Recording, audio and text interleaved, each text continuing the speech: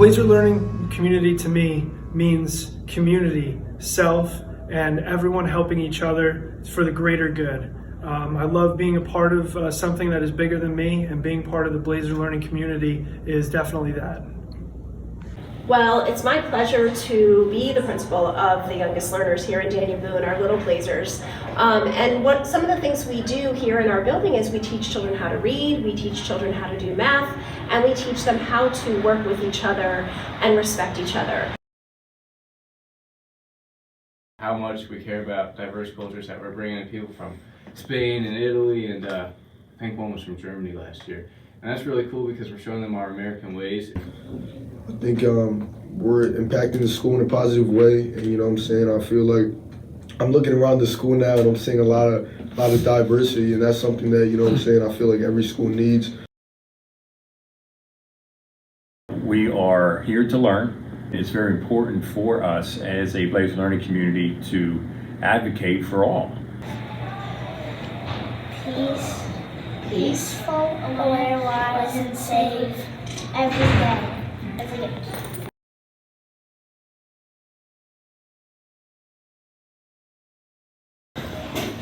To let other people join it.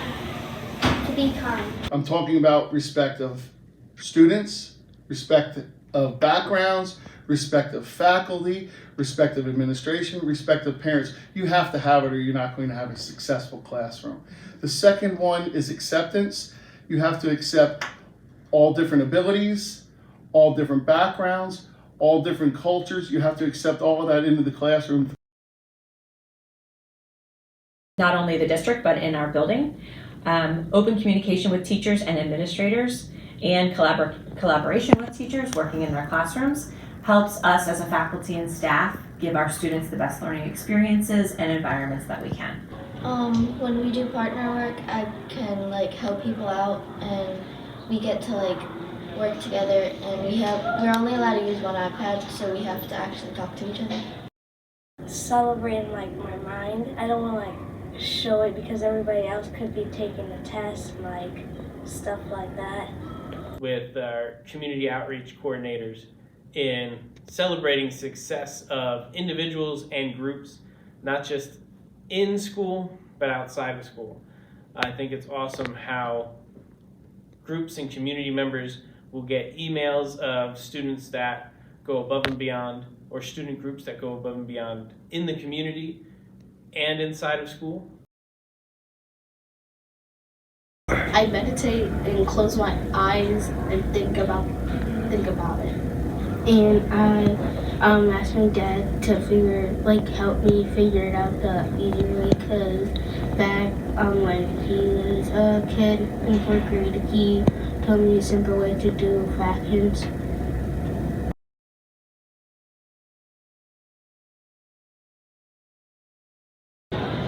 So in order to have a successful learning community and environment, I need to have good health and safety.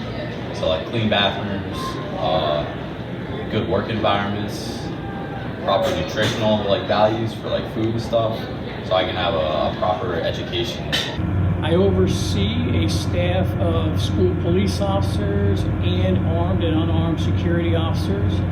And throughout the day, it's our job to make sure that we are walking through the buildings, patrolling them, and making sure all our access areas are secure, making sure our students are safe, our staff is safe. Competitive curriculum means to me is that Daniel Boone, we have these AP courses. These AP courses are very challenging to our students. To me, I try to outmatch every other student in my class, but we all come together, we all work together, and we all do a very good job. From advanced placement classes and dual enrollment to our partnership with Berks Career and Technology Center, Daniel Boone students have the opportunity to find a niche that best fits their needs. A graph I saw years ago, and I'll break it down for you, and it's talking about pathetic people. Sorry, it's not very nice, but and impressive people. And pathetic people, and you have two axes, the finish, where you end up in life and where you start. like almost like the definition of pathetic is that somebody who starts with a lot in this life but doesn't finish with a lot. And the definition of a kind of impressive person is somebody that doesn't start with a lot but ends up with a little bit. And the reason I came to that idea when you asked about continual learning is I think not the only way, but a really important part of becoming an impressive person is always like continually learning. It's not the only part, but it's a good way to go. All right, guys, so continual learning to me is once you guys graduate here from high school, you're gonna have, more stepping stones in your life, whether that be military, college, trade school. The biggest and most important thing is once you graduate and you're out on your own, finding your niche, something that you have a passion for or you're good at, something you want to pursue. And in 2023, people live in so much of a variety of different ways that when teaching about culture, you definitely want to try to install that in the people that you are teaching it to. You want to try to show them that everyone has a different way of doing things, everyone has a different approach to doing things, and the more acceptance you can have about that, I believe the better off you'll be in our society overall. There's a kid in my class and he is Hispanic and we learn Spanish from him. Sometimes in my class we were learning about how Chumbo Shorty celebrated Mardi Gras in his culture. And the way we learn about responsible resource allocation in gifted class is we work with statistics and the law to make sure that we know really where all of our money is going, and we know what areas need more attention than others, so that we're not just kind of flimsying around with resources. It really comes down to needs and wants, and really important is keeping a budget and tracking every single thing that you spend money on, and looking back at that is really important for responsible resource allocation.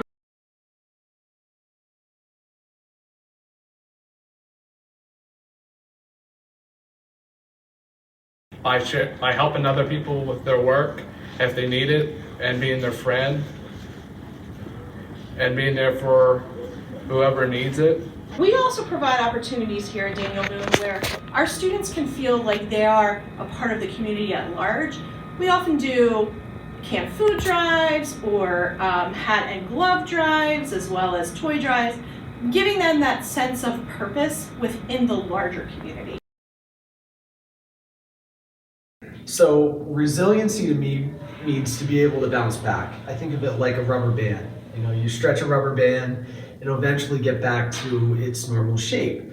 And just like our faculty and staff and students here, I feel like we were able to be resilient, especially recently with the pandemic, and the mental health of people right now is obviously declining, but I feel like we have such a resilient community here that everyone's been able to bounce back. We need kids who can face difficulties and feel like they don't give up.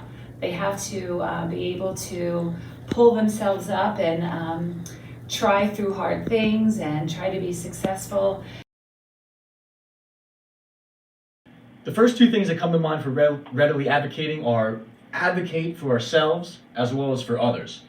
There's going to be times during high school and post-high school, whether that's in the military, workforce, or college, where life is going to get tough. It's going to be challenging. It's going to be stressful. How do we respond to that? We need to be self-advocates, and we also need to advocate for others who might not have a strong voice. To effectively communicate with students and parents means you're continually telling them what is going on, what your expectations are, so that way they know where you want them to end up, they know where you expect them to be at the end, and they know everything that's going on in the classroom, outside of classroom, and everything else, so that way they are best prepared for whatever your course or whatever life throws at them. You can use proper grammar, talk at the right voice level, use proper language, and talk about things that you guys relate to.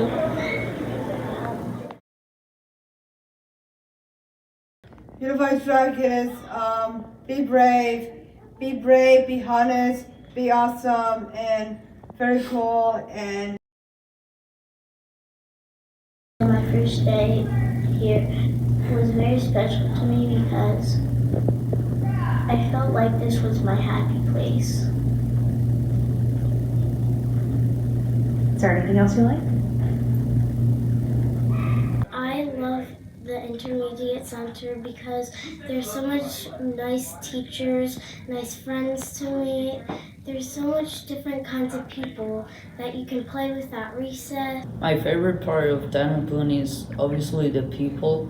I met really nice people here doing sports and classes and everything. People is here very good.